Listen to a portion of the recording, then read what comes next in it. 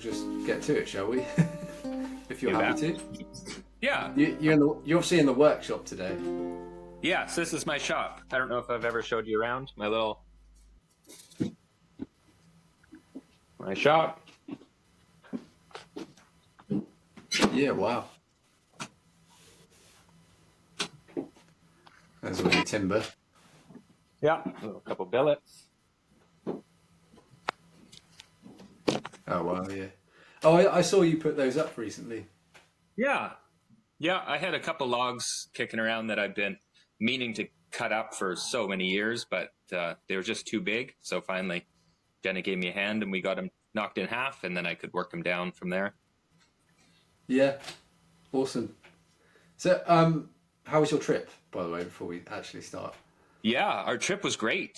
Yeah. We were gone 5 months. We left at the end of October, and yeah, the first sort of 6 weeks was a lot of Spanish classes, working on our Spanish, and we did a ton of surfing, sort of north central Peru. Yeah. And it was the waves were amazing. And then we spent a couple months, 2 months. We traveled around. We went down to Chile, up into Lake Titicaca, up into the Andes Mountains, Machu Picchu, a lot of the Inca stonework stuff. Yeah. Yeah, and then we went into the Amazon jungle and did a camping trip in the jungle for 8 days. And then we went back to the coast and we surfed for another 6 weeks. Yeah, it was great. Yeah, and the kids I love that you... Yeah. Yeah. Sorry, Yeah. carry on. No, it's all good. The kids were that right age. Ewan turned 11 on the trip and Feather was 13. Yeah, but they did great. Everyone did amazing. And yeah, it's neat to see just a different way of living, especially for the kids, because we live in a pretty small town in Canada. And then you travel and you see this is just one of many ways of living in this world. So I think that was good for them. That's great, yeah. I do like how you do take the time to have a proper holiday and some time away. Yeah, try to. It's important. Yeah. You can go stir crazy otherwise.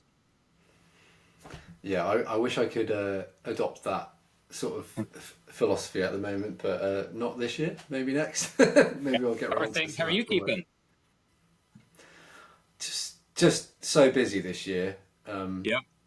It's all been really good because I had a mad year last year, and I promised myself I would just chill out a bit more this summer, especially, and this year as much as I could, and actually take some proper time off. But fate had another plan, so I've had loads on. I wouldn't even know where to start really. But it's all good. Yeah, it's all like it'll be worth it come the end of the summer, and I can actually chill out a bit and just kind of concentrate on getting through my order book, really. Yep.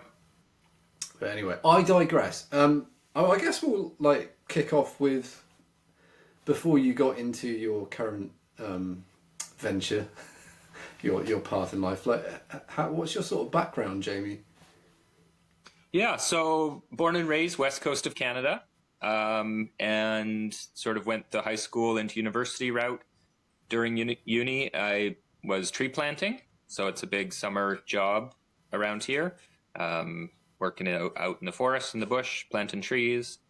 Did that for 7 years, and then I went back to school and I did a aircraft maintenance course, which was all sort of shop stuff. So learned a lot about tools and making. I always liked carving. I've always been a whittler, but through that course, really learned a lot about tools and how they're helpful. And then I got a job through that, working aircraft sheet metal. Building parts mostly for beavers, otters, twin otters. So I did that for 7 years. And learned a lot, how to make stuff, quality control, straight is straight. And then sort of during that time is when I started building bows, in my spare time. And then once my first child was born, that was sort of the transition out of the aircraft world and into the traditional archery world. So, what got you interested in archery? And I guess my other question is, I'd be interested to know if it was shooting or the bow making that came first. Yeah, so Really? I would say originally, archery's always been a part of my life. So my dad was an archer, more of a Fletcher than a Boyer. So he always had a arrow station set up in our house, and he was always building and repairing arrows. So that's always been there since I was young. Um, and then when I started building the bows, really two parts to that. One is I I became really interested in the yew tree on the west coast here. We got the Pacific yew, um, and once I learned how to identify them, I started seeing them all over the place, and I started collecting wood, and I started carving and whittling and making other stuff out of yew. Um, Yeah, yeah. so it started there, and also in conjunction with that, I wanted to start hunting. So deer hunting's big in our area. So I Yeah. didn't want to just go out and buy a gun. I wanted to, figure it out and sort of earn the meat that way. So set a goal of building my own archery equipment, practicing and hunting with it. Um, so yeah, combination for love of the yew tree and, bit of historical learning around First Nations in our area here. They were all building Mm. wood bows, and that has been hunting our local deer for 10,000 years. So that's sort of where the inspiration for that came from. Yeah, yeah. That's interesting. So your first few bows, like, have you still got them, or are No, they I long don't. gone? Or? I have a couple. There's a couple little ones kicking around. I went through a Yeah. phase. I built a bunch of kids' bows. So I've got some kids' bows still kicking around here. Um, my first, I broke a couple for sure. Well, I found a really nice tree is where it started. So I was walking in the bush, and there was a big windstorm, and a big Douglas fir came down, and it knocked the top off this yew tree. Um, so I was walking in the bush one day and found this tree, and it was a beautiful pipe straight, sort of 6-inch diameter, 6 foot long tree with the top broken off. So something inside just said, like, that's your bow. So Yeah. that's the tree I cut, and made my offerings and bought the book, the Traditional Boyer's Bible, and poured through Yeah. that. Yeah. Read the chapter "You Longbow" by John Strunk, and that's sort of where it started. Um, I had full length staves, so I wasn't splicing anything, and I didn't rawhide back it or anything, but sort of followed that book and that chapter pretty closely in my first build, with the goal of building hunting bow. I think I was aiming Yeah. 50, 55, 28-inch draw, sort of stiff-handled flat bow. But I definitely started building some sort of test bows leading up to it as well, because that original tree, I believe I split it into staves, and I think I got 4 staves out of it. And often the case, you Okay. get 1 A, 2 Bs, and a C is sort of often the case when you're processing wood. So Yeah. Yeah. so I think I started on the nice one. And I remember at first the whole process around tillering being super intimidating. So to start with, I just said, you know what? I'm just going to carve something that looks like a bow. Don't even worry about the Yeah. bend Yeah. yet. Just start there and carve something. So did that, and then got it sort of close. And then I jumped on to probably the C out of the batch, and tried to build that one through. And I remember early on, it was probably my first shooting bow. It was pretty short. I think it was 50-inch. And I remember shooting it in the field and was so happy and proud and all of this. And the old story, get it right back to full draw, aiming for the sky, and boom, and it just blew up. And so, Yo. Yeah. Been there. Yeah. yeah, yeah. So there was that. But a lot of, my learning early in those days, it was all books, trial and error. This would have been back in 2006 or so. I was going to ask actually, like, this must have been at a time when I'm not sure what was on the internet at that time exactly for Yeah, I mean, at this point, for that. the hard copies, well, the soft copy of the Primitive Archer magazine was big. Yeah. So I had subscribed to that. And they also, I believe, were early in the days of the message boards, the forum boards on there. So Yeah. it was at that point a great sort of resource and wealth of knowledge where you could ask your weird questions, and boyers around the world would give you educated responses. But it was years before I met anyone else making bows. Yeah, they sort of a lot of them don't tend to make themselves that well known. You know, Yeah. it's always some guy somewhere. You know, who's just Yeah. down the road or something that you hear about, and yeah, Yeah.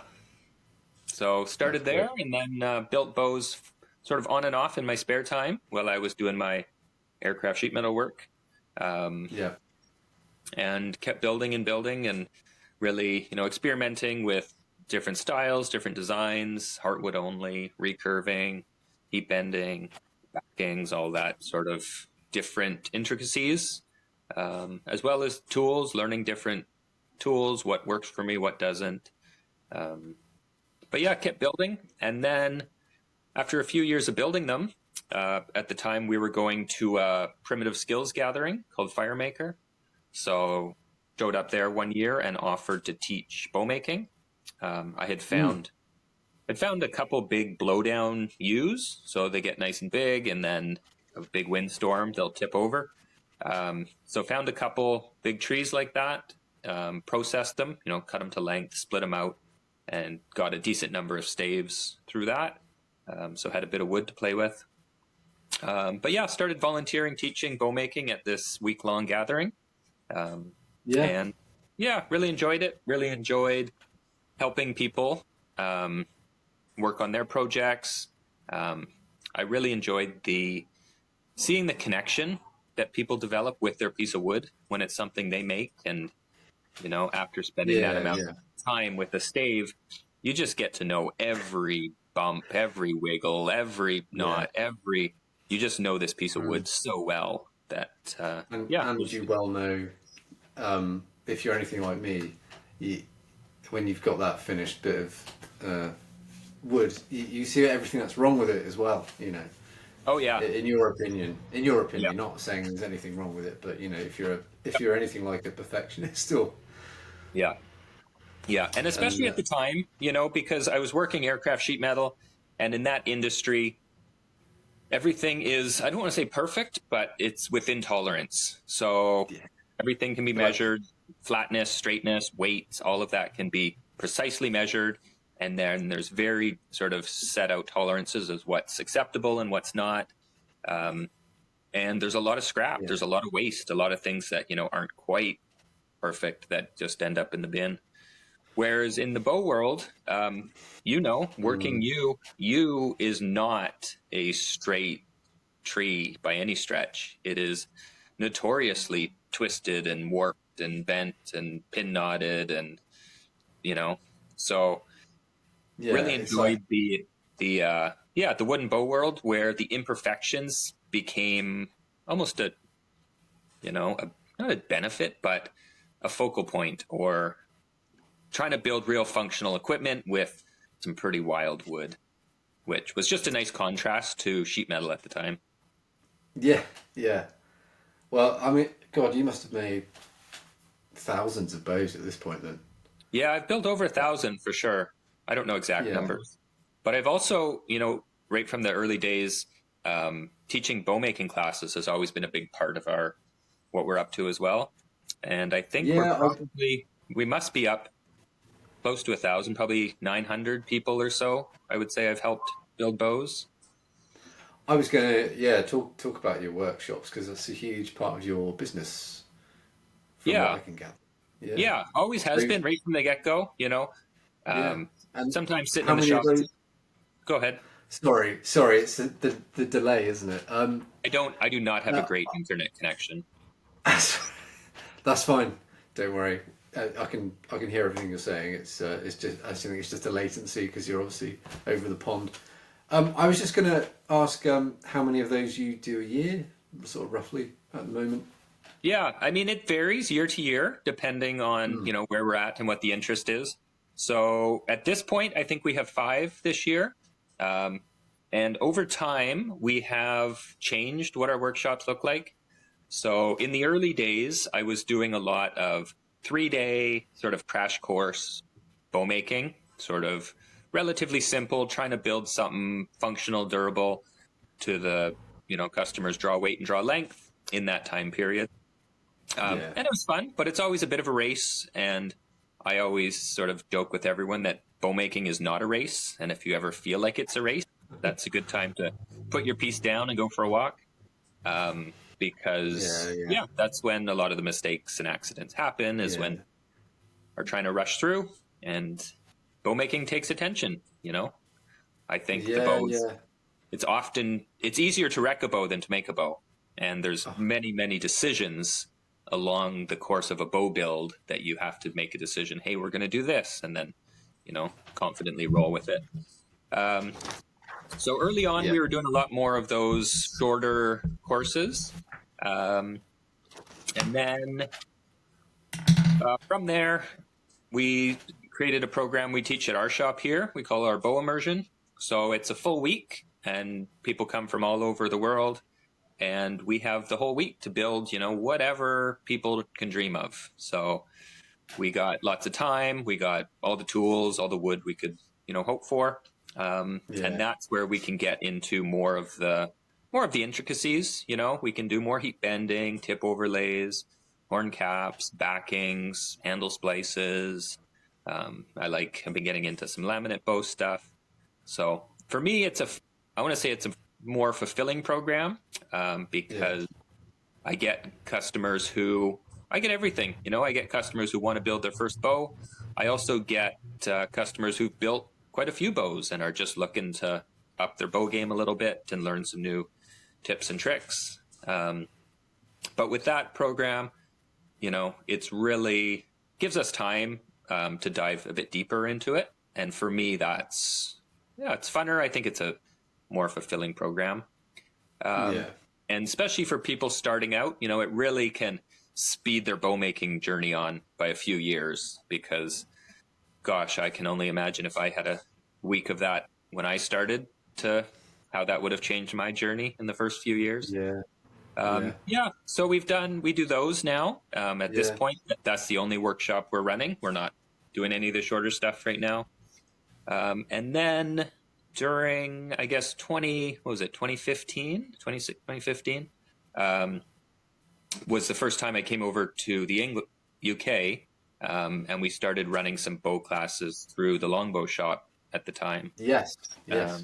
Yeah, so that was in conjunction with the 600-year anniversary of the Battle of Agincourt, and being where I am here in the West Coast, Canada, pretty removed from the whole longbow scene. We got the wood, but we don't. Yeah, it's not here. So I was interested in trying to get over. There was a couple real cool shoots going on in London at the time through the Fraternity of St. George. So I wanted to get over to check that out. So Awesome. yeah, did a couple courses through the longbow shop and went well. So we did that. I think we did that 5 or 6 years in a row. Yeah, up until COVID, and then COVID kind of slowed everything down. Yeah. COVID. God. Yeah. It feels so long ago now, but I know, feels like the whole it wasn't. world away now. Yeah. Yeah. So much has sort of happened since then. I mean, I managed to come along to meet you. Was that? I'm trying to think. Was that last year or the year before? That must have been Okay. 2 years ago, because we did Yeah. workshops Yeah. up until COVID, and then we didn't. We took COVID off, and then I did one more trip after COVID, Yes. and And that that. was in Gloucester. Well, I ran two. I ran one workshop still in Birkenhead, outside of Liverpool, and then came Yeah. down. What was it, in the Cotswolds there? The oh gosh, I forget the name. I can't remember either, but it was really nice to meet you finally in person, and Joe came along as well, and we had a Yeah. nice sort of few hours just talking bows. But I was really, really impressed with the quality of the bows that were coming out of that workshop. They were really good. I don't, because you had about 6, 7, 8 guys there. Yeah, I think I'll usually take about 7 is sort of my magic number. Yeah. I think over that starts to get, too much on the go. But 4 what days. they were producing were just, really, really good.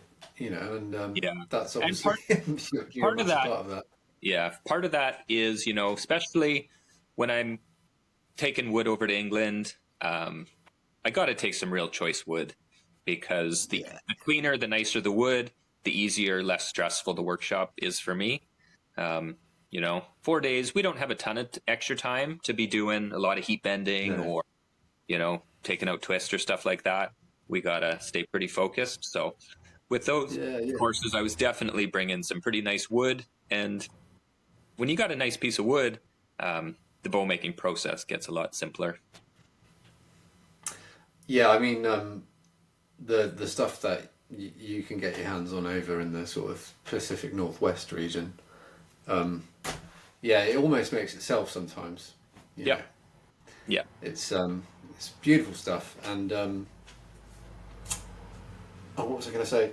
I was you're very sort of dab at it really, because you were sort of just sat there as the guys were making their bows, and you're very, very relaxed, and they were just coming to you like as and when, and it was, you've obviously worked out how best to approach it, and obviously by the quality of the bows that were being produced, Yeah. I really do doff my cap, because I teach a few workshops, but and I wouldn't say they were coming out quite as good as what you're managing to get your students to do. Yeah. No, I mean, the workshops for me, they're fun. It's a challenge. It's Yeah, something yeah. different. And there's always this fine line. I had a guy tell me off one time. Not, he was very polite about it, but it was in a All workshop right. and, in a workshop, there's a lot going on. So basically, if there's free time, I try and build, one as well. But really, I'm just hopping person to person. Like I have to know everybody's piece of wood, where everyone's at, and just trying to always interject before something goes wrong. Yeah. So there's always a balance there, and also, especially with trying to keep the group together. So I'm always trying to slow up the last person or speed up the last person and slow down the first person and keep the group sort of contained. Yeah. Also value in, especially strings or areas where you can get one participant sort of helping or teaching another participant, because there's value in the teaching end of things as well. But for me, the workshops really upped my bow game big time, because when I build bows, I can usually, sort of see where we're headed. And if there's an issue on the horizon, I can usually know it's coming and try and, steer around it if possible. Yeah. And if I do get myself into a situation, often I'll just put the piece down, go pick up something else and think about it for a couple days. But in a workshop, that's not an option. Like every step is forward, because we've got a time constraint there. And bless their hearts, the people I've built bows with, have got us into a lot of situations that I would not have got myself into. Whereas, but then I'm still responsible for finding the solutions. Like the one that sticks out to me is we had a real nice stave on the go, and sort of we drew out our width, and someone was hatcheting down the side, sort of working on the side profile, and they just overswung by, I'm sure, fraction of an inch. But it resulted in digging the corner of the hatchet like square into the middle of the sapwood, pa-chunk. And you're just like, okay, well, now here we are. So do we have the thickness of sapwood to remove that? And okay, well, so it just, it has upped my bow game for sure. Having to make those split second decisions confidently, you never, always got to be confident. So making decisions, sticking with it. But knock on wood, like I must say, we've, hundreds and hundreds of people through our bow classes. And as far as I know, everyone has left with a bow and happy. So there's always solutions, you know. Sometimes I'll have a bow on the go that we can substitute in if we have to.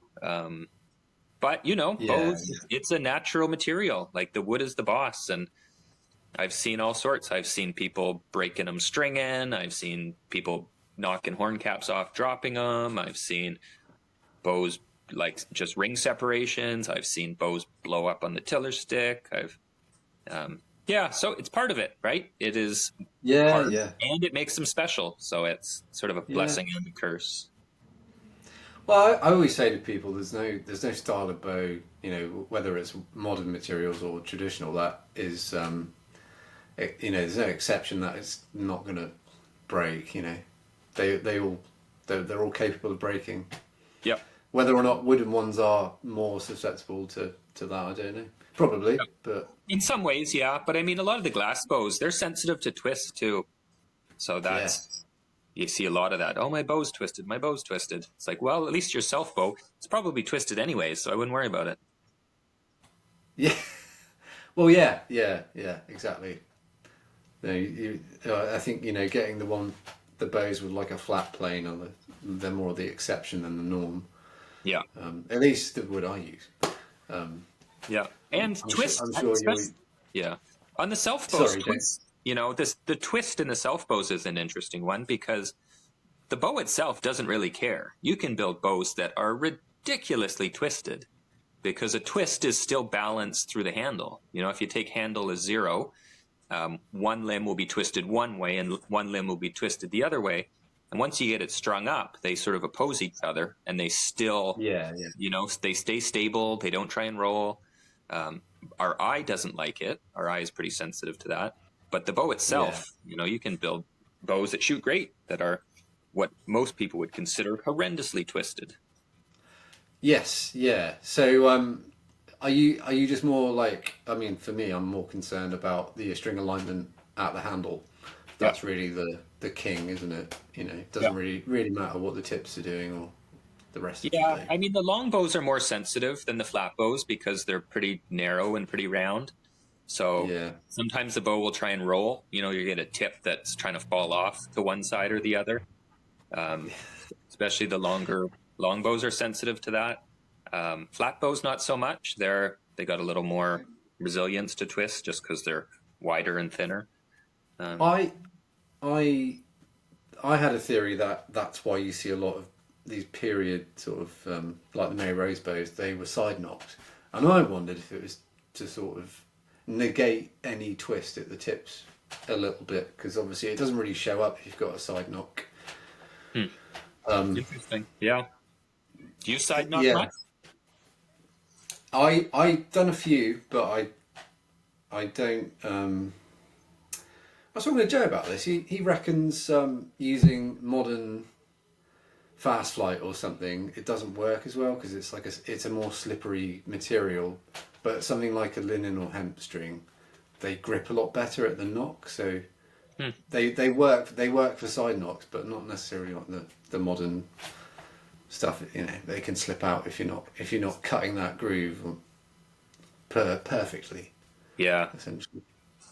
I find them fiddly, so I really avoid doing them unless someone actually really wants one.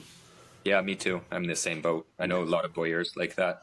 I also find them hard to use a stringer with as well, and I can't string the big bows without a stringer. So that negates. Yeah. Oh God. Yeah. Yeah. God. It's interesting though. I think Joe's got different views on why they were side knocked because I think he saw that they were all side knocked on the same side. So Yeah. whether or not we don't know, do we? But essentially, we're sort of stabbing in the dark a little bit. Yeah. Yeah. Okay. Well, let's move on a bit to. I just wanted to pick your brains about your approach, really, with how you make them, and how that might have changed over however many years are we now? Getting on for 20, are we? Yeah, we're going on 20. Yeah. 14 has been our 14 years full time for Jenna and I. Yeah, it's a long time. A lot of bows. Yep. Yeah. Yeah. So yeah, like if just walk us through the sort of process of how you go about making sort of a self bow, because you work exclusively with Pacific Yew as well, right? Yeah, And exclusively bamboo. you.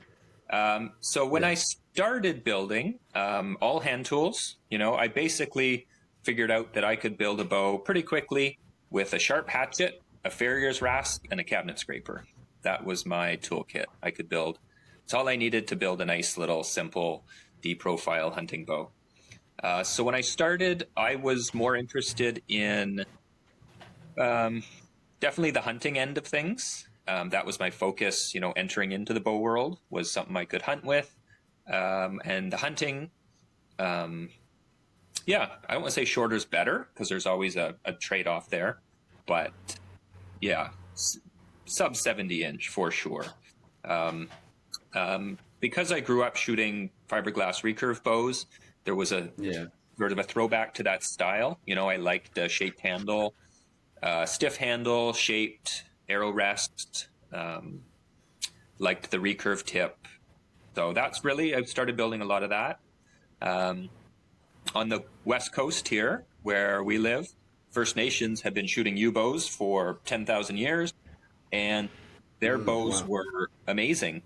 Some of them were absolutely tiny. Like we're talking, I think some of them I think are like 30 inches long. Blood. Oh right, bloody hell. Yeah. So, but That short. Okay. but I think more common in like, 36, 40, 42, those lengths, Yeah. Yeah. but wide, like over 2 inches wide and super, super thin. So I call them paddle bows or ambush bows. And I just imagine, hiding in a bush, shooting something that's walking pretty close to you. Yeah. But with the shorter bows, definitely, shorter draws. So they're hand in hand. So when I started, that's sort of what I was mostly interested in. And then as we got our business sort of up and rolling,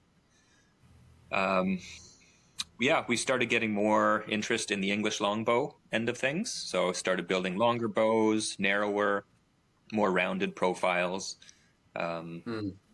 It took me a long time to really embrace the full English horn cap. I thought that, to be honest, I thought they were a little bit silly. I thought they were, Okay. well, Yeah. from a Yeah. bow Yeah. perspective, like one of the tricks to building fast, quiet, smooth bows is, keep your tips light, keep your tips as small as possible. Yeah. And now to go ahead and stick this big chunk of horn out on the tip, horn is denser and heavier than wood. So it kind of is, defeating the purpose of keeping your tip super light. So it took me a while to sort of get into that. But over time, our orders started going heavier and heavier into the English longbow world. And then finally we reached a point where it was like, all right, we just got to embrace this and roll with it. So then I really started, building more and more English longbow, to the point now I'm building mostly English longbow still. Some flat bows here, but definitely prioritizing, English longbow. So just trying to think how things evolved over time. Yeah. Yeah, early in the days, no power tools. I would split everything out with wedges, seal them, dry them. Yeah, hatchet, rasp, and scraper, main tools, round files and sort of half round mill bastard files and, finer stuff. Yeah. Sanding Yeah. paper. And then over time, I started getting more into my spoke shaves and draw knives, I would say, once I started clamping stuff a bit more. Because at first I was doing a lot of my work just, out in the bush or sitting on a stump or sort of where I was always be holding the piece. Yeah. Yeah. And with a good sharp farrier's rasp, I can remove a lot of wood pretty quickly. But also has, quite a wide working range. Like you can be super aggressive, but you can also come back and be pretty delicate with them as well. So I'm a tool guy. I love tools, always trying new stuff, always experimenting. So I've definitely changed my toolkit a little bit. I'm big on my low angle spoke shaves now. These little black Veritas spoke shaves are fantastic. There's a different style of farrier's rasp that I'm right into called the hoof plane, made by Yeah. Preferred. Um, they're fantastic. Um, and then definitely, as we got more commercial with it, um, the power tool end of things. So now I've got two band saws. I've got a big 17-inch bandsaw that I can run Yeah. a Brilliant. coarse ripping blade on, and I can cut up whole logs with that. So I would say definitely I'll still split my big stuff, to start, Yeah. but I definitely bandsaw out a lot of staves. Once I know the log's not like notoriously twisted, um, I Do will you, cut it do you get because do you get through a lot of blades on your saw? Because I do. If I'm cutting like yew logs or well any sort of big log really, I just they burn out so quick. I don't know about yeah, you. I mean it depends. I would say yes and no. Yeah. I've tried so many different blades that right now I'm running a 1 inch deep, 2 teeth per inch. It's called a Super 37. Okay. So it's what is it, 0.037 thick, which is almost double the thickness of my sort of ripping, my like laminate ripping blade. So it's a Yeah. pretty stiff, heavy blade. Um, yeah, you can, they depend. Sometimes you will, but sometimes you can get through quite a bit of wood. But it's that Yeah. game, Yeah. and yeah, and the bandsaw, it has just earned its keep so many times over, because for years I was collecting, as you're splitting out wood, as wood gets smaller, you can knock a log in half, maybe quarter it, but you get to a point Mm. where you got to play the game. Do you risk another split? Because Yeah. there's two bows in there, but if you split it, you might wreck both of them, Yeah. so Yeah. for years I had been setting aside these pieces, and I just said, there's two in there for sure. There's two in there. So I had probably 15 or 20 of these pieces. So I remember when we first, set up with the bigger bandsaw, first thing I did was put on a nice ripping blade and cut all of these staves in half. And so I sort of joke that the bandsaw probably paid for itself in the first 20 minutes, and Yeah. Yeah. everything else is gravy after that. And that was, gosh, I've been running that thing I, pretty hard for 15 years. yeah. They're indisposable, really, aren't they? Yeah. Yeah. Sort of don't And make it. it's, and other tools, big dust collector. I got a huge Mm. double barrel 3 horsepower dust collector. Um, so that's great. I built a downdraft table that I work on. So when I'm sanding inside, I've got really good suction, Yeah. Yeah. keeping my air clean. Um, yeah, nice Yeah. edge 'Cause sander. that's a huge thing for you, isn't it? U dust can cause all sorts of potential problems. I think like Yeah, it can give absolutely. I mean, heart arrhythmias and all sorts. It's yeah, not a I mean, great wood to be no, working with, really. wood in general, because we Yeah. have so much Western red cedar around here, a lot of people will develop sensitivities to that. Um, but yeah, I work primarily yew wood. Um, so yeah, dust is a concern. I did when I was in the Yeah. UK. I picked up one of those JSP powered respirators. Um, so yeah, I'll run that if I'm doing stuff that's super dusty. Good dust Hmm. collection. But yeah, knock on wood, feeling good. But you's an interesting one because, like all wood, there's the respiratory. It gets in your lungs and fills the little spaces which you don't want.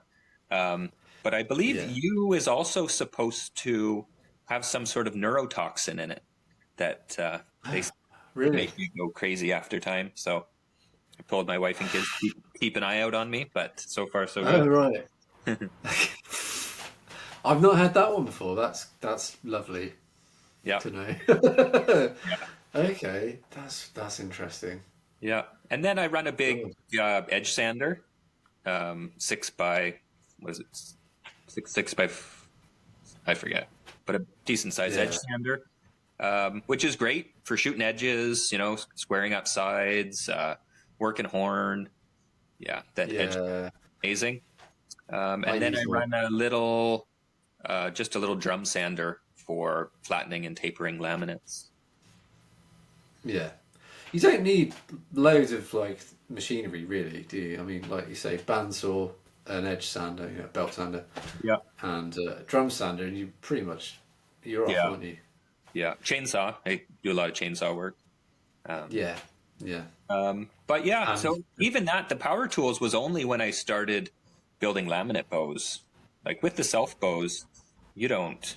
I mean, a little bandsaw is nice for knocking off material and whatnot, but definitely yeah. not essential. And that's a nice thing about bow making is you, yeah, you don't need a ton of stuff. No, no.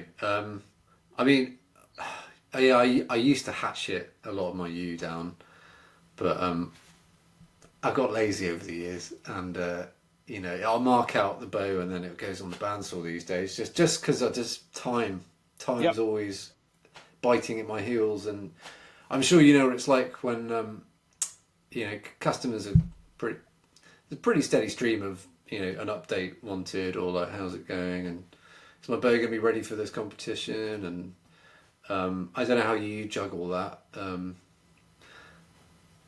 Any words of wisdom on that, Jamie? I mean, it's always a rush. I would say, for the most part, customers are very supportive. It's almost, Yeah. I relate it to surgery. It's not, you're never going to tell your surgeon to hurry up and get this done quick. Yeah. People are generally willing to wait for, they say, take your time and make the best product you can. So Yeah. I appreciate that part. Over time, I have definitely focused more on stock bows, having a good collection of different draw weights and different draw lengths available on the website. Because if we've got the right bow, ready, often people don't need to put in the custom order. Yeah. So as a bow maker, for a few years there, I was building almost exclusively custom bows. And although great because, you've got a dialogue with the customer, you know what they want. There's sometimes you run into that trying to, fit the square peg in the round hole, and the bow the piece of wood just is wanting to be something different. So Yeah.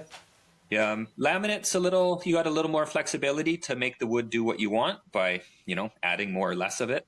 But with the self bows, there was times where I just really wanted that freedom to, pick up a piece of wood and just almost ask the wood, what is the best bow you could be without attachment, Yeah. whether it's 30 or 130, what is the best use of wood? Because, there's a lot of value in, listening to the wood.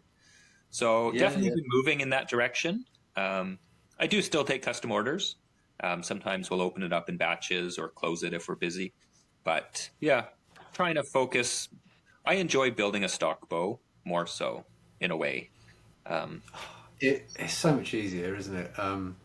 And hitting the draw weight, I- especially hitting the draw weight, because, if a customer is very specific and, hey, I'm looking for 53 at 29, Yeah. once you hit it can about be. 63, you put it on the stick and you check it. You take a few scrapings, but almost you got to scrape it, then you got to sand it, and then recheck it. Scrape it, sand it, recheck it, and you might check it 20 times to hit the last few pounds.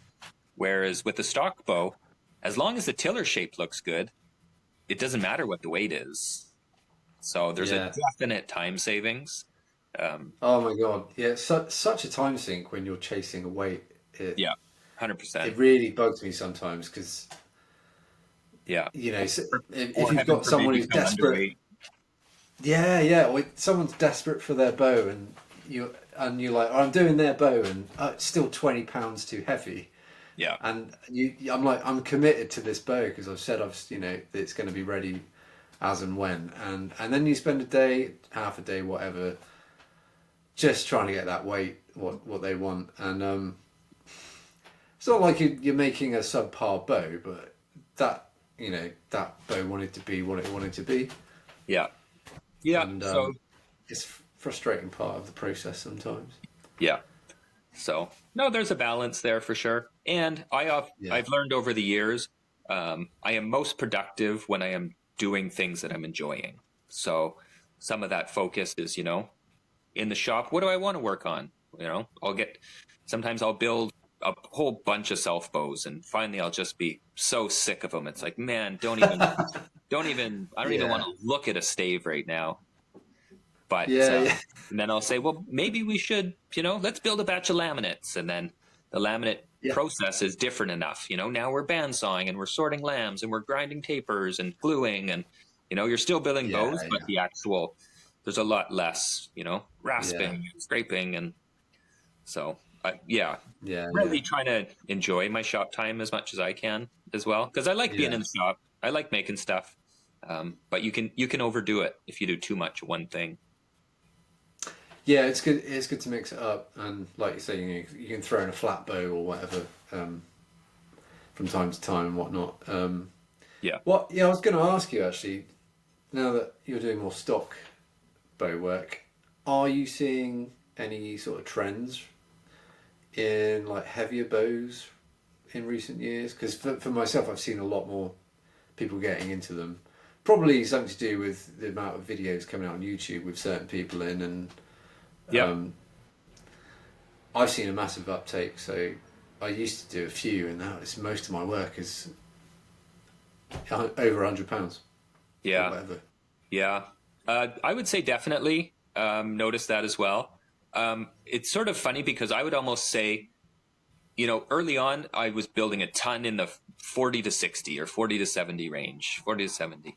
And then the last couple of years, I would say there's still interest in that range, but definitely heavier, 90, 100, 110. I'm building more in that weight than I ever have.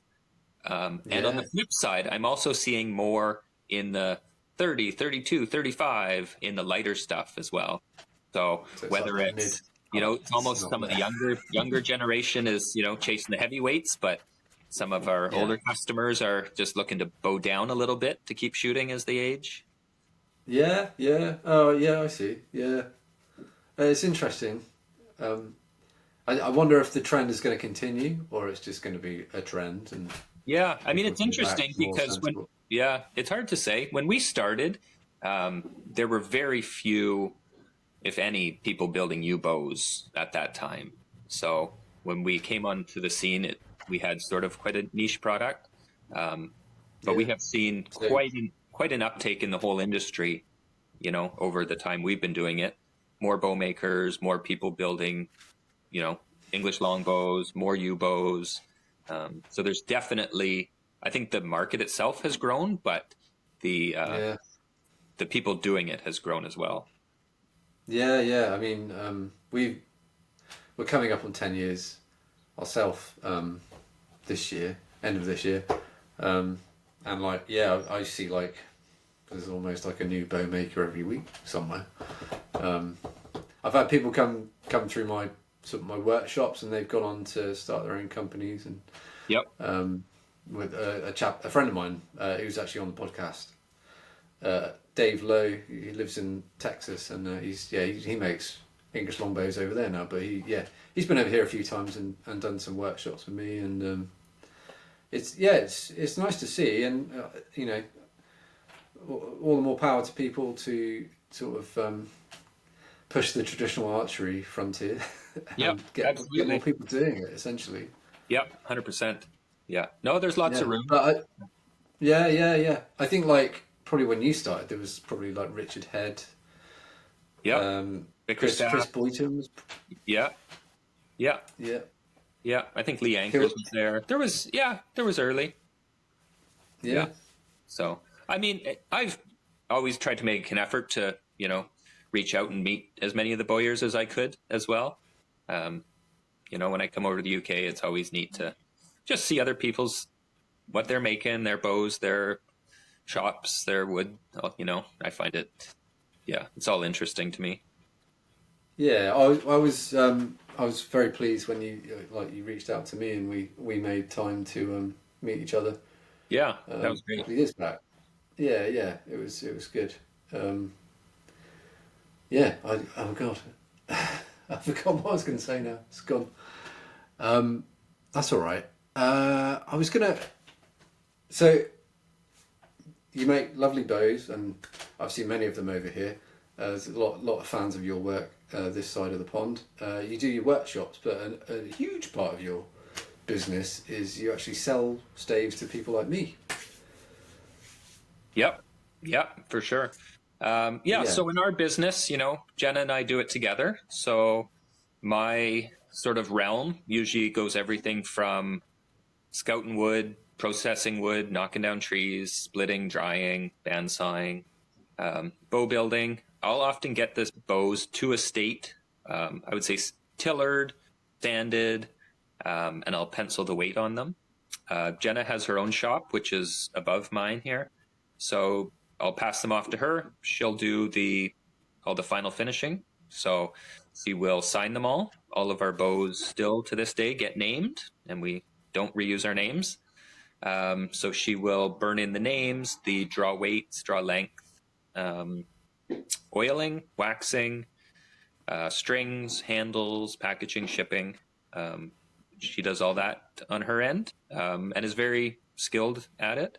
So that's that's cool for me because I've built enough and I can grade wood pretty well that I can build a real nice bow. But by working together, she can, take our bows and finish them to a level, beyond what I could do on my own. So that partnership's really cool. Yeah. And then, on the wood front, I was interested in yew wood before I was interested in bow making. So I've been actively collecting wood for 20 years. I wish I'd started earlier, in honesty, just because the area we live is logging has been a big part of our sort of recent history over the last, say, 150 years. This area has grown some of the biggest, beautifulest timber, found anywhere in the world. But modern man is very good at cutting them down. So a lot of areas have been cut, gets replanted, but it's not the same, the second time around. You can't compare. You can, but it's hard to. Comparing, second growth wood to old growth wood. Just grain density, color, the old growth is a whole different product. So I've been interested in that. My dad collected some wood, so got some wood through that. I get people reaching out to me, saying, "Oh, I got a yew tree on my property," or "I work in the logging industry," and so I've made connections over the years because I'm a bit of a yew wood hound, so I'm always sourcing, and I sort of spend all my spare money on wood. So I buy a lot of wood. But with that, I process it and I dry it. So the wood that I'm, cutting up now, I might not be building bows out of it for 10 years, probably. Yeah. Wow. Yeah. So there's, You, there's whole you, discussion. I was going to say, what's your you've obviously got, a point of view of the longer the better, but I know some guys will just leave it a year or two, and I don't think that's long enough. I have made bows out of wood that's been seasoned for that long, but what's your opinion there, Jamie? My opinion has always been a lot of people never start bow making because it is very intimidating when you read the books and it says, okay, go cut a tree down, split it out, and then wait 4 years. Sort of, a lot of people get discouraged and say, well, who knows what I'm going to be doing in 4 years, so let's not even bother starting. Whereas my sort of take on it when I started was, let's go cut 3 trees down, let's split them all out, and let's just start building right away out of the greenest, most ugly piece of wood we can. It's probably going to break, but don't worry about it. Jump on your next one. Because there's so much learning that comes with every piece you work on.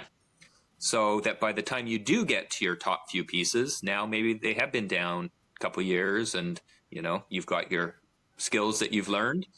So that was my approach. Gather lots of wood and just get started. I don't generally, I don't run moisture meters or anything like that on my wood. I'm always working the driest wood I have is the best I can do. So when I process wood, I just split it, cut it, get it all processed. I'm a big fan of leaving the bark on, flush cutting the ends with a really fine blade, nice smooth cut, and then I seal them up with a product. It's like a paint on wax called log sealer. Give it a coat or two of that, and seal the ends really well, and then dry stack them. So I've got some decent sized drying racks outside, under cover, out of the sun, out of the wind, where I just stick the wood, and then I generally take a can of spray paint, whatever color I'm using for that year, and I just paint them all whatever orange. So I know that, I can tell what year of wood I'm sort of working by what color they are. Yeah. And then I just cycle it. So from there, I leave it outside as long as I can. And then inside my shop here, I've got a sort of my final drying stage. So I often run a dehumidifier, but I can get 100, 150 staves in my sort of final drying area. And that's where I will then sort of pull wood from. Because in the early days, kind of probably like you a bit, west coast of Canada is wet and high humidity. And so it's hard for us to get wood super dry. So there were times, you'd build a nice, beautiful bow and you'd ship it to, I don't know, say Nevada or somewhere super dry. And wood is sensitive to that shock where it changes climates and it can twist and it can warp. And, what was a beautiful straight piece is now, anything but. So it became, I saw the value in, getting my wood as dry as I can. Also noticed that it really reduces the amount of set the bows will take if you can get your wood nice and dry. So, so that's my take, is always work in the driest wood. I do think there's value in the concept of seasoning versus simply drying. So drying is just dropping your moisture content down to, whatever percentage. Seasoning is that seasonal fluctuation, summer to winter, where it's like that up and down, up and down. It's almost like the wood is slowly breathing. It's picking up moisture, it's losing moisture. It's picking up moisture, it's losing moisture.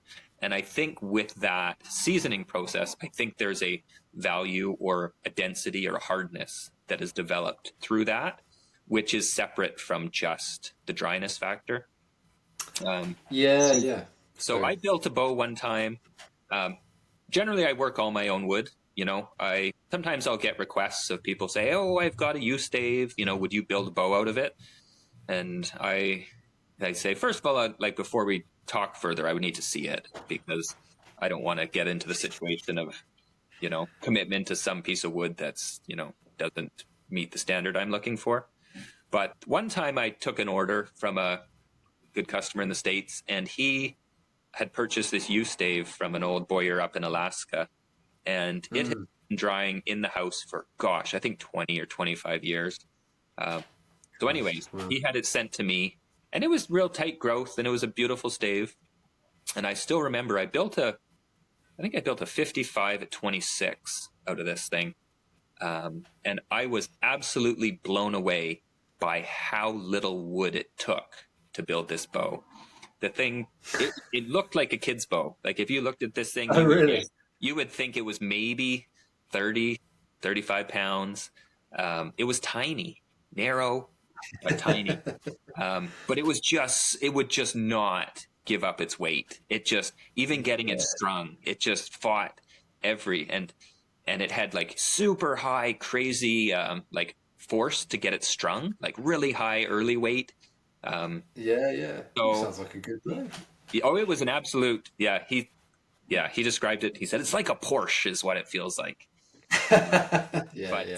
So I don't know if it was, Alaska being colder than us, if the wood was denser from that, or if, seasoning for 20, 25 years had given it extra density. But it was the one piece of wood that I've worked that felt, I get them here at the shop sometimes, but it definitely felt one step denser than, the wood I generally work with. Was it physically heavier as well? I don't know. I'm trying to remember if I threw it on the gram scale or not. I don't know. but the volume of it struck me as, Yeah. much lower than I expected. Yeah, it's so interesting. Like the Italian stuff can be like that. Just holds crazy weight for the size. Yeah.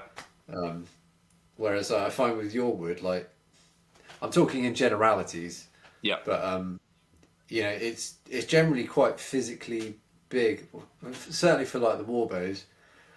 But it's not like a 170 or something that it would be in Italian yew. It's quite a bit less, but it's lighter than the Italian stuff. The Italian stuff's generally quite heavy. Yep. So like the stuff I get from you, like you get some wicked fast bows out of it, and they sort of shoot above their weight really. One bow comes to mind. I was talking about when we spoke to Joe. Talking about Joe again. Sorry, he made a bow for Alistair, his friend, and it's a killer bow. It's only 110 or thereabouts, but it wins all the flight competitions. Oh, wow. Against the heavier bows. It's just one of those singular pieces of wood that's just it's got everything going for it. And where was that wood from? Oh, it's one of yours. Was it? Yeah. Okay. Yeah. Yeah. No, It's sometimes awesome stuff. Yeah. No, I mean, it's hard to talk in generality, because I often say the yew tree, unlike most other trees, there's almost no normal shape. They're all different. Some are big and fluted, and some are small and twisted. Around here, the Douglas fir, it has a pretty general shape to it. Same with the cedar, same with the hemlock, but the yew doesn't. So it's just interesting to, speak in generalizations around wood, where it's the norm. There's almost no normal. What does a normal yew tree look like? They're all different. Yeah. But the nice thing around here is, a lot of our wood that we, get comes from a pretty cold, wet climate.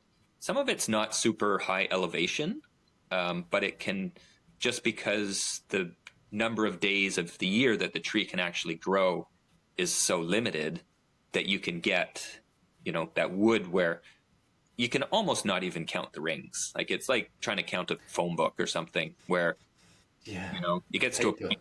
Sure, you get out a magnifying glass and really try, but it's just stacked so tight that you think, man, it's got to be 80, 100 rings for an inch. It's just another level compared to like the European stuff. Also, sometimes growing in bogs, like you'll get these sort of acidic bog areas, which is just real poor nutrients, and the trees will just, grow super slow.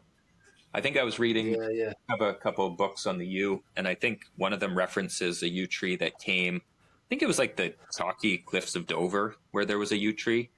And they said that the growth rings were basically 1 cell thick. So it's almost growing at sea level, but it's just growing in such poor nutrients that it's, still resulting in wood that most people would assume is, high elevation, but it's not. Yeah. I mean, do you buy any of that sort of high altitude theory? I don't know what to call it, really. Yeah. I mean, depends, the wood comes from, a lot of it depends where they're logging at the time. Yeah. So, no, but all of our wood is around here, Pacific Northwest, area, Sunshine Coast here, Vancouver Island, that area. But I've actually, I'm trying to think. I don't think I've ever worked a piece of European yew. I'll send you some. Yeah, Send you a stick sometime. Yeah. If you want one, you're more than welcome. I mean, I'm always curious. Yeah. Well, I think we spoke about this when we saw each other, actually. Yeah. I think you said you hadn't. And if you want one, Jamie, just let me know. I'll send one over. Yeah. I'd also be Hopefully curious. you won't be disappointed. Yeah. Oh, no, it'd be fun to try. I'm also curious, when you look at a range map of where the Pacific yew grows on the West Coast here, it grows sort of northern California all the way up the coast, up into southern Alaska. But there's two distinct ranges. So there's a range that runs right along the coast, which is the one I live in, Yeah. and then it disappears through the sort of the interior of the province, and then it reappears in another strip that runs down the Cascade Mountains. Um, so I've seen some of that wood, but haven't had a chance to work any of that wood either. So I'd be curious to see, how it compares as well. It's hell of a stretch, isn't it, really? If you're thinking of California up to Alaska. Yeah. I don't know how many miles that is, but... Yeah, and the yew is interesting because when it grows around here, it's so pocketed. You can drive for miles and miles and miles and not see a yew tree, and then you swing around the corner, onto the north side of the mountain, and then all of a sudden, bang, you're in a bit of a grove of it. And then you drive a little further, and then you're out of it again. So it's really pocketed in that way. But just jumping back when I said I wished I started earlier. Like, so much of it has been cut through the logging industry. And I'm constantly talking to old retired loggers who are just saying, man, we were knocking it down left, right, and center. But in the commercial forestry industry, there's no market for it. It's not, even on their list of merchant species because it's, because it's twisted and gnarly. And, the whole lumber industry is based on, an 8-foot 2x4 as your sort of starting. Yeah. And you can cut a lot of yew trees before you ever end up with one 8-foot 2x4. So it's a bit of a shame, it's been knocked down and driven over, and because they don't replant it as well, and it grows so darn slow. It's slowly. It's kind of. Yeah, it's not disappearing, but it's definitely slowly getting phased out. Yeah, I was going to say, did they not? They used it for a cancer drug. Was it Taxine or something? Yeah. So in the 80s, they were. So they would strip the bark, and I've actually found log decks of hundreds of big yew logs. There was actually one just down the road from me here, so they would cut it and they'd bring it to these sorts, and then they would strip the bark off it with this. I don't exactly know how it would work, but it was like a chain bark stripper thing, and they would pull the bark and then they would extract Taxol out of that for breast cancer medicine. My understanding is that was a lot during the 80s, and I actually read somewhere that estimates are that they cut up to 30% of the yew tree was cut extracting Taxol during that phase. That's crazy. Yeah, that's mad. Yeah, we actually had an order. We actually had an order maybe a week or two ago. As my kids get older, I've sort of they're homeschooled, and they've been, grown up in my shop here from the day they were born, and that's all we've ever done since they've been born. So we've been supporting them making a couple products. So they've started making yew wood buttons for like sweaters and stuff out of branches with the heartwood sapwood. And also started making yew wood dice as well. But they had an order last week for a set of yew wood buttons going down to California, and a lady was giving them out to women in breast cancer treatment. Sort of like, hey, just so you know, like, this is where your medicine comes from. Yeah. Oh, that's quite touching, isn't it? That was sweet. Yeah. Oh. Well, I had a few questions, sort of, on the yew specific front. You were sort of saying about these pockets of yew trees, and that, like you say, they tend to congregate in these groves. Do you find there's any sort of traits or characteristics within these like regions, even though it's the same stuff?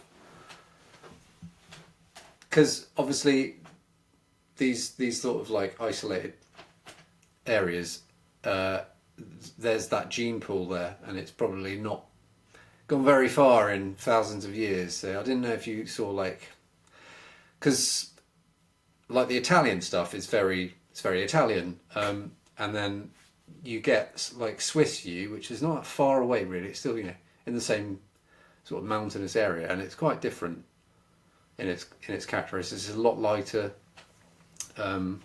sort of more similar to the stuff you've got, really. I just wondered if you had any thoughts on that, really. Just to... No, it's an interesting one, and it's probably a bit hard for me to have like a real step back perspective because I work so much with what we have.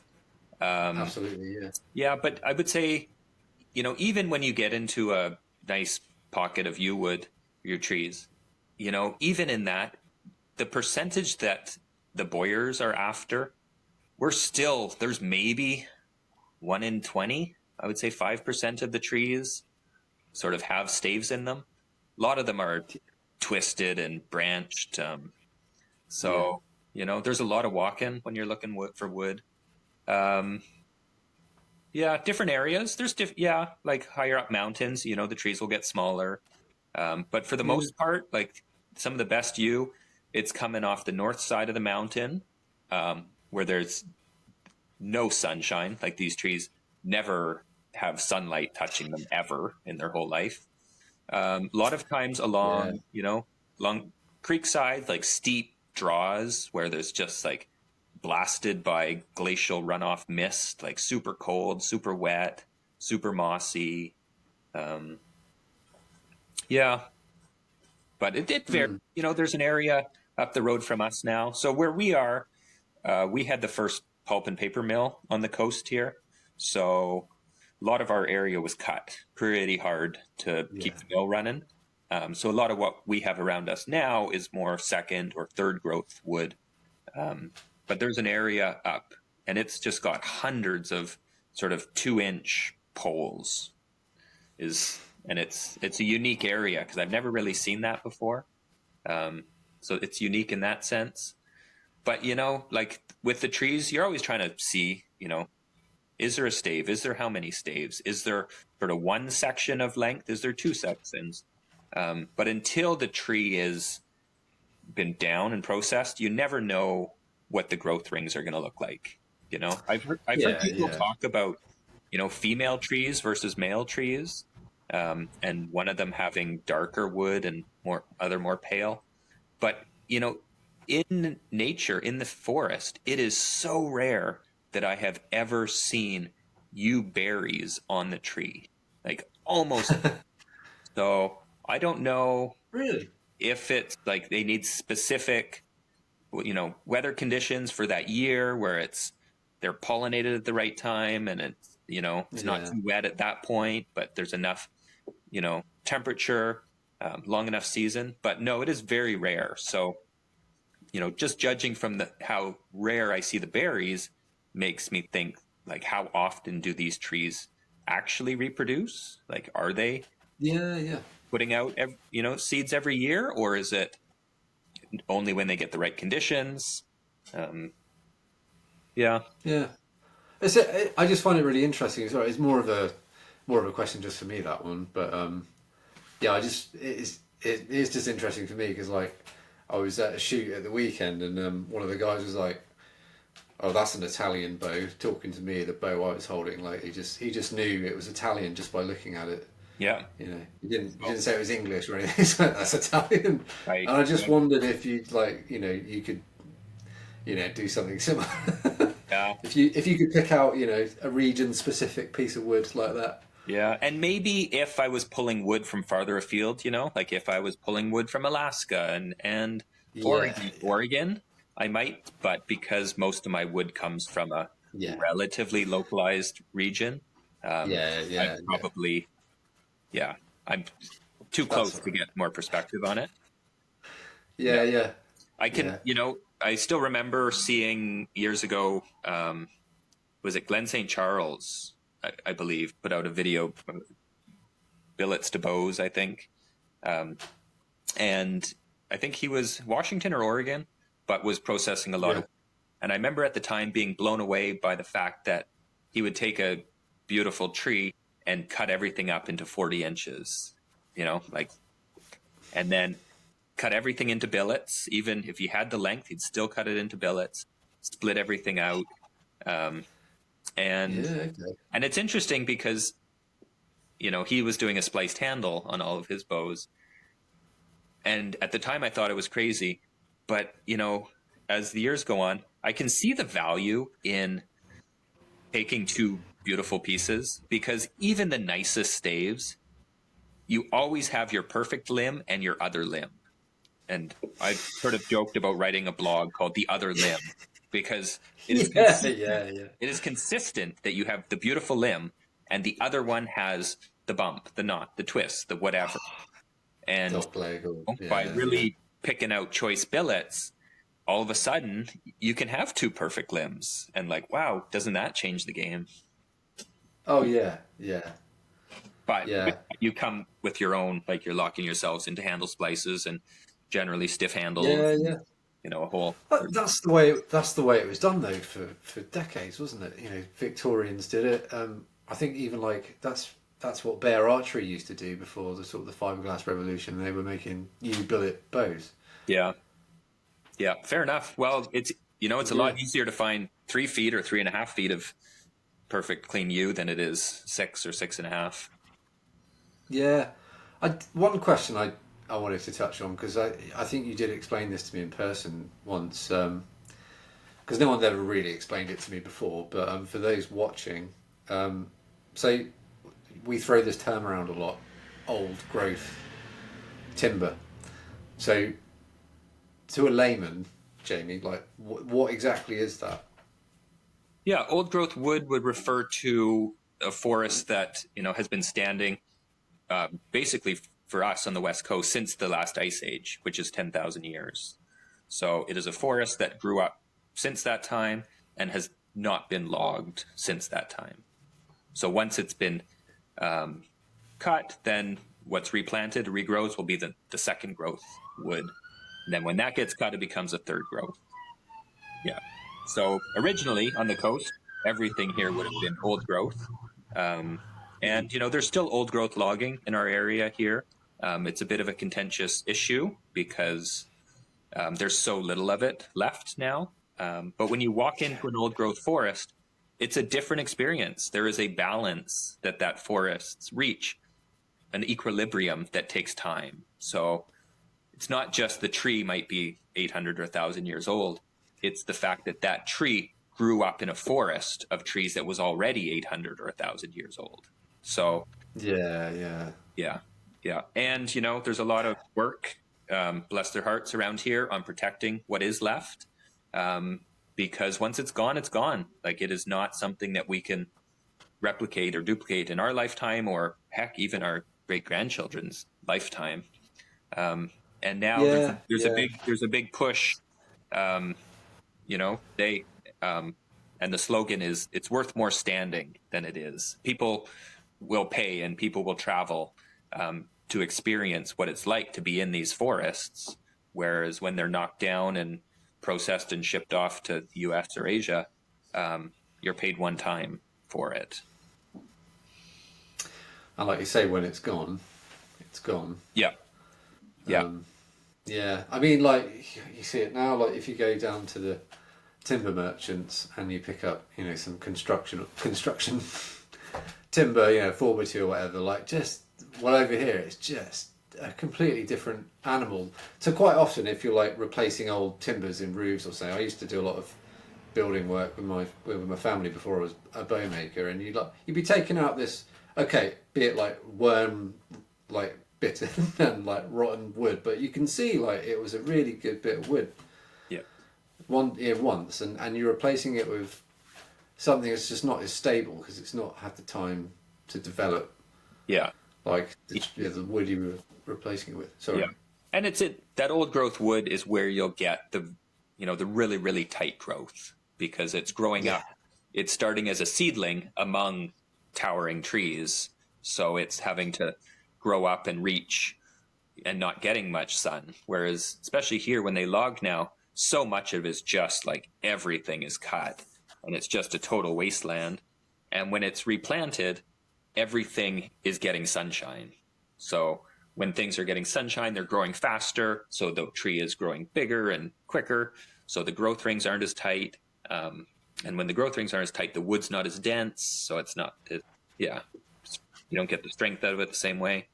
And Yeah. where we live, like we grow trees quickly. So like, I'm not saying that tree farms are bad. Like, you can cut a forest and replant it, and you can probably log it again in 50 or 60 years. And that's great for construction and paper and whatnot. It's just that the value of the old growth wood has been so much higher than the second growth wood that the logging companies are just still chasing it and hammering it. And yeah, and there's been some like big protests here. There was actually a huge protest a couple of years ago in a watershed called Fairy Creek, and it's down on sort of southern Vancouver Island, and it was one of the last intact watersheds.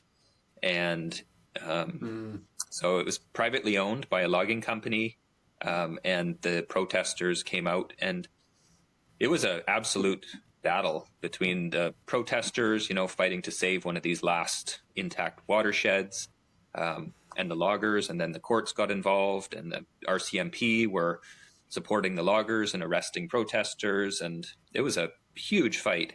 And in the end, our local government, our provincial government, spent more on policing the protesters than they did on the actual value of the timber. Right. So Shocking. Yeah. no. So it's a very contentious issue, Yeah. The trouble is, we all need timber, Yeah. in some way at some point, don't we? Oh yeah. And that's Yeah. where hopefully that second growth, more of the tree farm stuff, can fill that need. Yeah. Just with the old growth, there's just so little of it left that, if we don't stop soon, we won't have to talk about it because it'll be too late anyways. Yeah. No, exactly. Yeah. Well, thank you for sort of indulging me on that. It's really interesting. I was just sort of, I don't want to take up all of your day, Jamie. So I've just like one sort of final question is, what are you working on at the moment, and like, have you got any plans for the future that you want people to be aware of? Yeah, good question. At this point, we are sort of continuing on with what we're doing and where we're at. Still processing wood. Building bows. We often say we're building more of a lifestyle here than an empire. Trying to find that that balance. Family's important to us and taking time. So, but no, we're building the nicest bows we can. I've definitely become a bit more of a wood snob over time as I have more wood. So I, focused on that. Oh, why not? Recent projects, I just milled up a bit of sort of laminate veneer wood, just because I've got a decent collection of lumber at the moment. So I'm going to try selling a little bit of lumber veneer wood, see how that goes. Over the last year, for a few years, we had shut down the arrow side of our business, just because the bows have kept me and us very busy, and arrows always felt important, but just not my passion. But over the last year, as my kids have aged, I've started training them up on arrows. So we've gotten really good at building arrows. So a couple months ago, we opened up our arrow side again. So we're now taking arrow orders, which my daughter Feather and my son Ewan are building for us. So that's really cool. Getting to work with them in the shop has been really neat. But no, we're sort of just cruising along, doing our thing. We've always just felt, find something you love and do it the best you can, and almost don't worry what other people are doing. Just like trust that. Yeah, exactly. And just our goal, we want to build the most beautiful, nicest shooting longbows in the world. That's our goal. So start with the nicest wood, build a real nice bow, get real nice finishing on it. And there's a fine line, especially with the U-bows. There's a fine line between archery equipment and art piece, because they're all unique. Nothing is straight. Everything's a little bit wobbly here and there. And that's also what makes every bow is totally unique and makes them special, and makes people real proud to own them. Yeah, I've seen a few of your bows. over the years, and they are, they're, creme de la creme of you, Bo. Thanks, Tim. So you should be very proud. You don't need me to tell you that either. You should be very proud of what's coming out of that shop, because it's just, it is art, because you've got it's such a fine finish as well. I don't know what you use to finish your bows with, but it's such a nice way to do it. And then you've got everything your wife does as well to add to that. Yeah, I mean, finishing wise, we sand. I run through my grits. I run 80, 150, 320. Step down my sandpaper. We finish with a tongue oil made by Minwax, like a polymerized tongue oil. Whole bunch of real thin coats, maybe 10 or 12 coats of that, and then real light, like a 600 sand, and then and then a finishing wax on top of that. Yeah. Amazing. Yeah, but I'm always that takes some time, doesn't it? I mean, oh gosh, it takes a good week to oil a bow, 100%. Oh god, yeah. So that's the thing people always ask me is like, oh, how long does it take to make a bow? I was like, well, not that long, but if you want a good finish on it, it's going to take another week, maybe more, to actually get it finished. Yeah, and I always say when people ask you, how long does it take to make a bow? It's like, well, cut a tree and wait 5 years, and then then a couple days. Yeah. So if anybody out there trying to rush your bow, give him a little bit of room to do his job, because it's very involved. Yeah, and it's not a process you want rushed at all. No, exactly. No, attention to detail. That's important. But other than that, where I've been playing around, I started using a new inlay for my AeroPass recently, a couple months ago. It's called a Mosaic knife handle pin, and it's it's a sort of a round inlay, but it's got a real cool. You can get them on all sorts of patterns. I think I've seen this, because I go on your site to look at your staves, but I quite often look at what you've got going on the stock as well. It's always interesting to see what you're up to. So I enjoy. I get bored easily, so I'm always sort of thinking, oh, what's next, or what am I excited about? That's really how I get the most fulfillment out of this, and also I would say produce my best work is when I'm excited and challenged and motivated. I mean, to me, what you do for like your arrow passes is really unique. I've not seen anybody else do it, but you use all sorts of like precious stones and things, and it's such a nice marriage. Yeah, we're doing a lot of stone inlay, powdered, mixed with different resins. Been doing more bit of the horn plug as well. War bows generally get a burning. Yeah. Do you like making the war bows? I do. Yeah. I mean, when I'm processing wood, the first thing I'm always going through and looking is like, is it a warbow stave? Yes or no? Like right off the top. And if it's a warbow stave, it goes in that pile, and everything else goes in the other pile. So there's that piece, just because the wood is harder to get. The warbows, they need cleaner wood. There's more stress, there's more pressure, there's more at stake there. Historically too, just because of the England and the warbow itself, there's a connection there that feels important. I'm really thankful that I did notice an uptake of like warbow staves over the past few years that you now offer. Unless I missed something, I did seem to notice you're offering more sort of longer, bigger staves, which is great because we need them. So please keep doing it. Yeah, it's amazing though. The demand for them is, it always is shocking for me to, we'll send out a batch and, sometimes they'll all be gone within a day or two. So it's, but it's finding that right, quantity and also price point. Like I don't want to price everything too high and come across as greedy and arrogant, but it's also, they're hard to get and they've been dried for a few years. And so a lot goes into them as well. No, I think you're right. You're right as you're doing it. It's such a shame for me, like the shipping just kills me like every time. It's like almost the cost of the wood just to get it over here, and you pay the It import is, tax. yes, and It's an investment. I would just say there is economy of scale for sure. Like I just sent 3 packages to Germany. I think I sent 10 staves, and I think Wow. total shipping I think was like 460 Canadian. So like we're talking $46 Canadian a stave, which is what, like €30 a stave. So Yeah, that's not too shipping bad. one Yeah. is never. I always feel bad when people order one. Like, gosh, order two.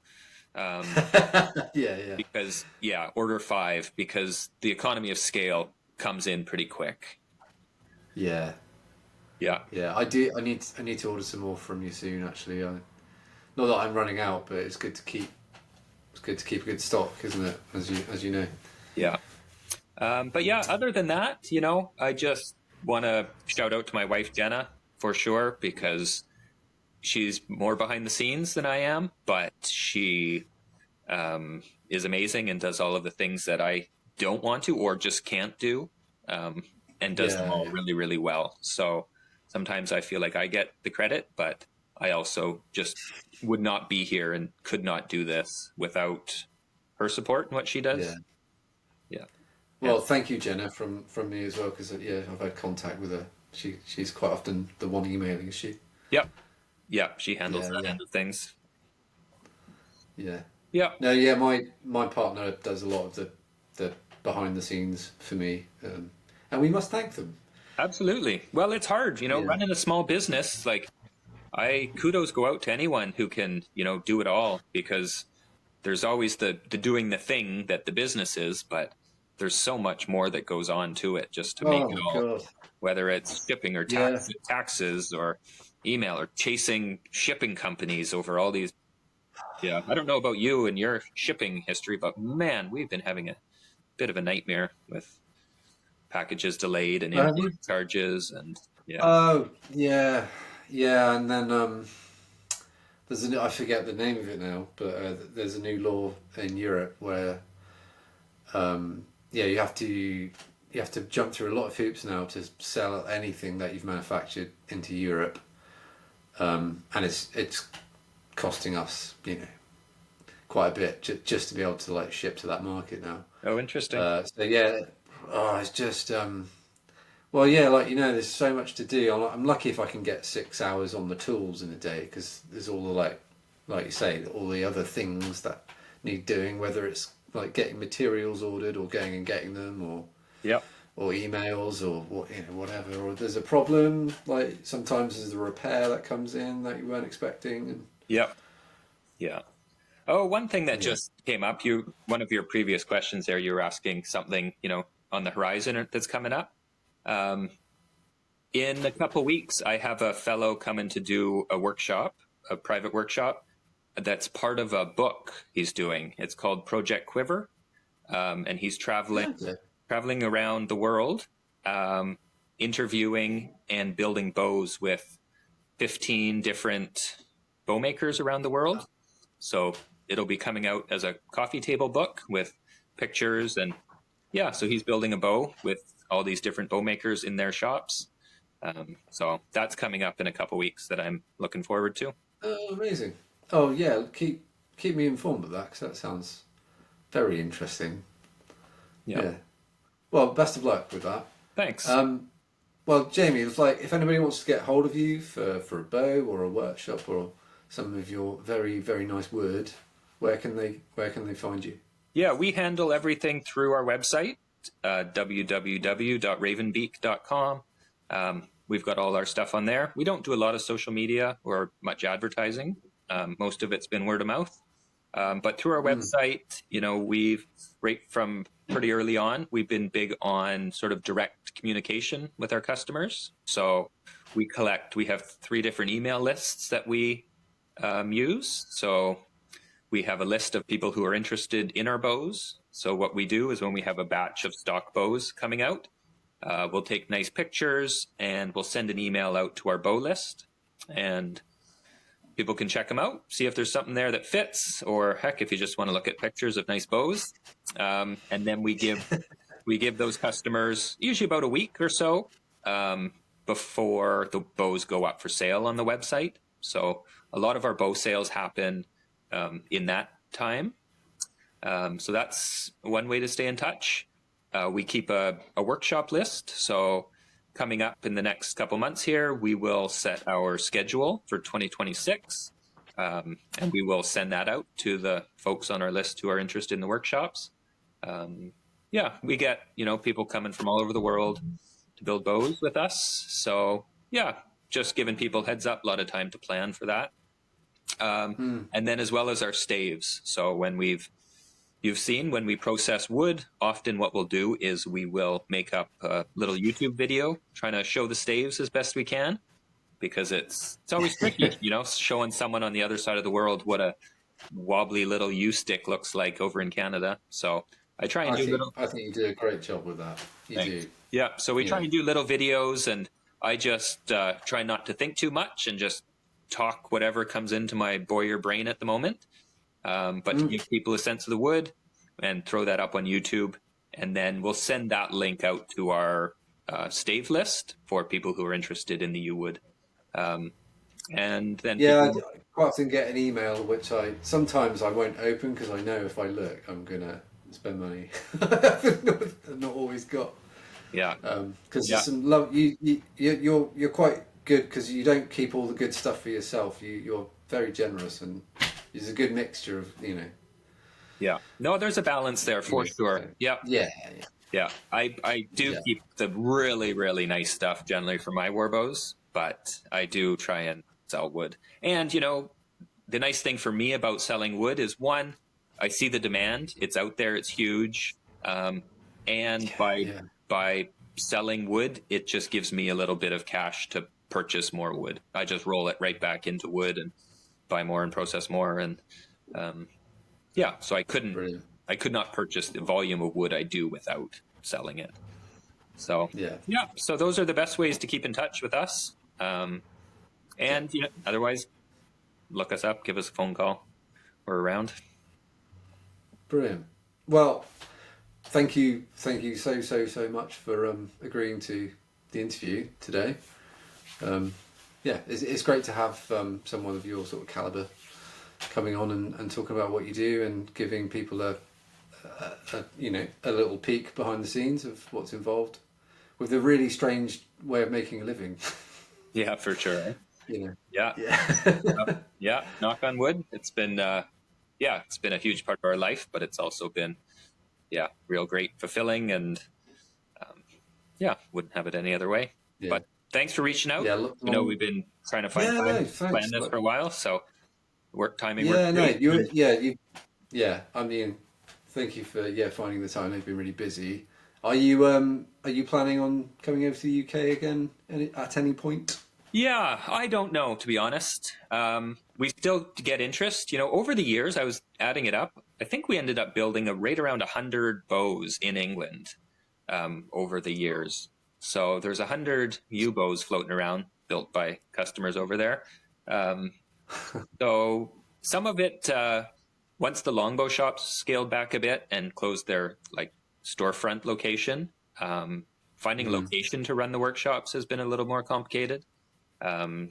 So the last time I came over, if you ever need a hand, and that I think if I did do it again, I think it would make more sense for me to team up with someone over there who had a space and had some, tool wise already, because it's hard to set up a legitimate workspace, with a suitcase full of tools and a random location.